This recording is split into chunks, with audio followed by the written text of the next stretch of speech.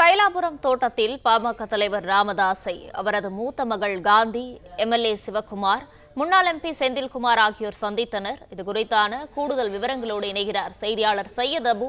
சையத் அபு, வணக்கம். கூடுதல் விவரங்களை வழங்கலாம்.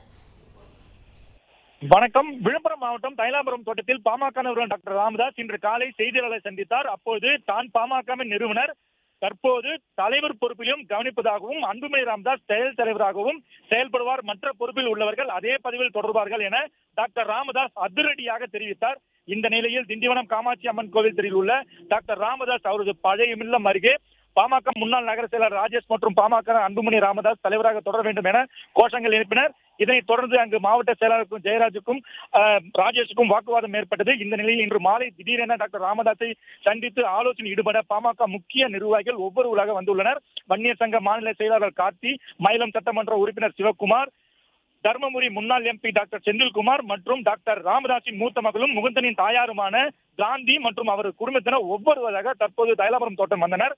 அதே போல காலை பேட்டியளித்த பாமக பொருளாளர் திலகமாமா தற்போது தைலாபுரம் வந்துள்ளார். அவரை தொடர்ந்து தற்போது பாமகவின் முக்கிய நிர்வாகி வழக்கறிஞர் பாலு தற்போது பாமக தோட்டத்திற்கு உள்ள வந்துள்ளார். தொடர்ந்து ஒவ்வொருவராக டாக்டர் ராமதாஸை சந்திக்க வந்துள்ளனர்.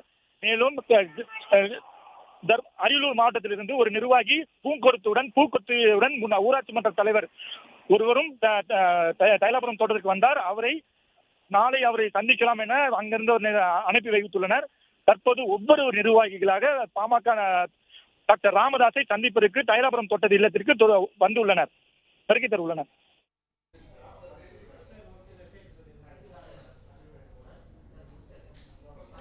தைலாபுரம் தோட்டத்தில் பாமக தலைவர் ராமதாஸை அவரது மூத்த மகள் காந்தி, எம்எல்ஏ சிவக்குமார், முன்னாள் எம்பி செந்தில்குமார் ஆகியோர் சந்தித்தனர். பிளே ஸ்டோர் மற்றும் ஆப் ஸ்டோரில் இருந்து பாலிமர் செயலியை QR கோடு மூலம் பதிவிறக்கம் செய்யுங்கள்.